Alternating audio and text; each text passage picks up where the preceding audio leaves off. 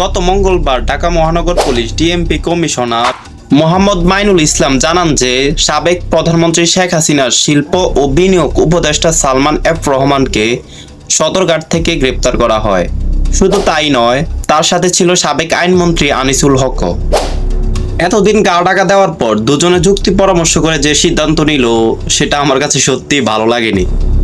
তবে এর আগে অনেক মিডিয়া হতে জানা যায় সালমান এফ রহমান হাসিনার সাথে সাথে দেশ ছেড়ে পালিয়েছেন, কিন্তু তা সত্য নয়।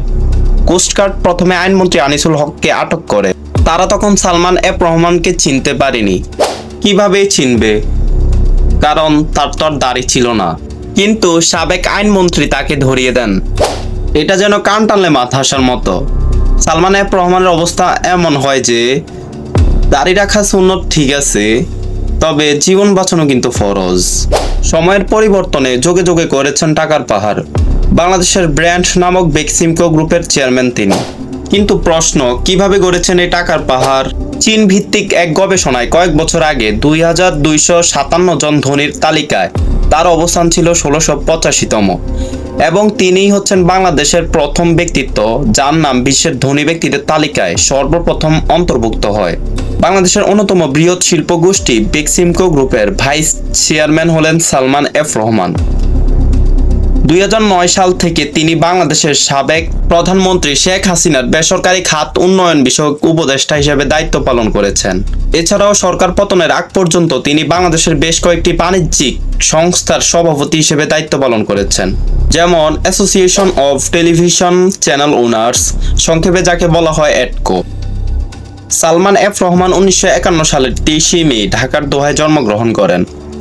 শিক্ষা জীবন শেষ করেই সে তার ভাই সোহেল রহমানের সাথে পারিবারিক পাটকল চালনার মাধ্যমে ব্যবসা জগতে পা রাখে। পরবর্তীতে 1971 সালে সরকার পাটকলটিকে সরকারিকরণ করে নেয়। 1972 সালে তারা Bangladesh export and import company limited Beximco প্রতিষ্ঠা করেন, এবং এই প্রতিষ্ঠানের মাধ্যমে ইউরোপের দেশসমূহে সামুদ্রিক মাছ ও চুনাহার রপ্তানি শুরু করে। সেই সাথে এই ব্যবসার বিনিময়ের অর্জিত অর্থের মাধ্যমে তারা দেশে ওষুধ আমদানি শুরু করতে থাকেন। 1976 সালে তারা দুই ভাই মিলে বেক্সিমকো ফার্মাসিউটিক্যালস প্রতিষ্ঠা করেন।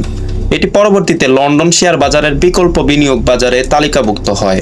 বেক্সিমকো ফার্মার ঔষধ যুক্তরাষ্ট্রের খাদ্য এবং ওষুধ প্রশাসন সহ বিশ্বের বিভিন্ন দেশের কর্তৃপক্ষের রপ্তানির অনুমোদন লাভ করে। 1982 সালে তারা দুবাই ভিত্তিক গলাধারী বাইক গ্রুপের সাথে মিলে বাংলাদেশে এবি ব্যাংক প্রতিষ্ঠা করেন।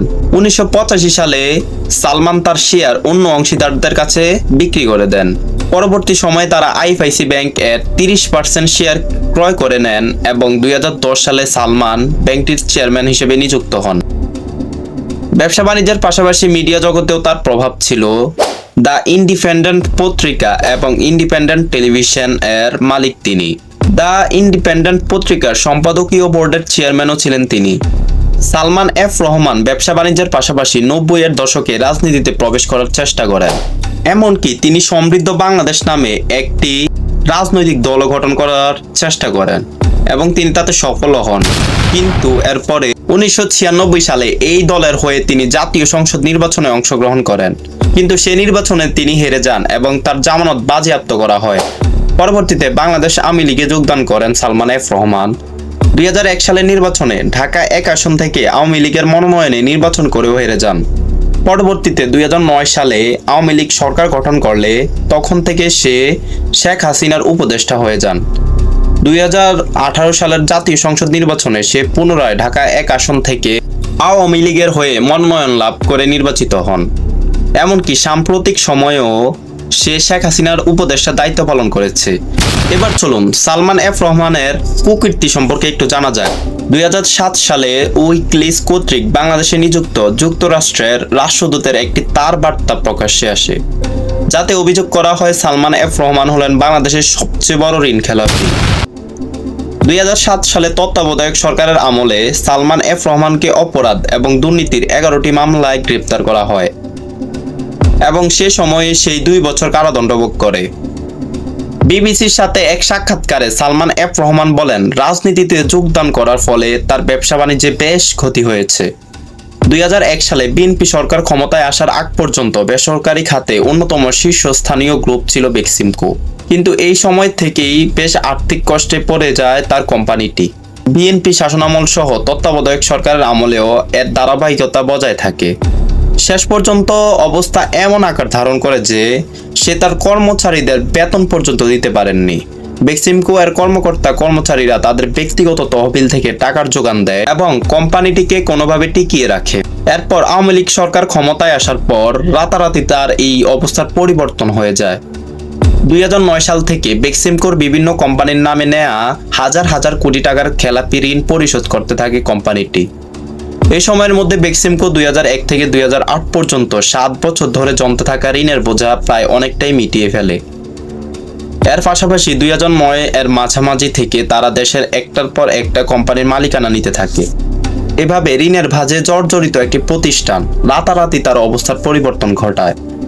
GMG airlines, ওয়েস্টিন hotel, BD news 24 এবং সিঙ্গারের মতো বিশাল একটা কোম্পানি, ইউনাইটেড হাসপাতাল, একটি বিখ্যাত স্কুল সহ বিভিন্ন প্রতিষ্ঠান কিনে ফেলে সালমান এফ রহমানের কোম্পানি।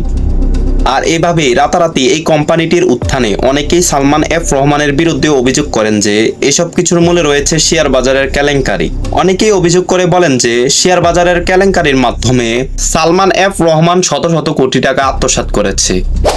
আর এ কারণেই তার ভাইরাল নাম দরবেশ রাখা হয়। এছাড়াও 1996 সালে পুঁজিবাজার কেলেঙ্কারির অন্যতম নায়ক ছিলেন সালমান এফ রহমান। কে জানতো যারা সরকারের বড় বড় নীতিগত সিদ্ধান্ত নিত, ডিবি হেফাজতে কে থাকবে না না থাকবে, কে আটক হবে না না হবে, কে কোথায় থাকবে না না থাকবে, তারাই এখন ডিবি হেফাজতে, তারাই এখন রিমান্ডে, তারাই এখন গারদে। যাই হোক, চ্যানেলটি সাবস্ক্রাইব করতে কিন্তু ভুলবেন না। আসসালামু আলাইকুম।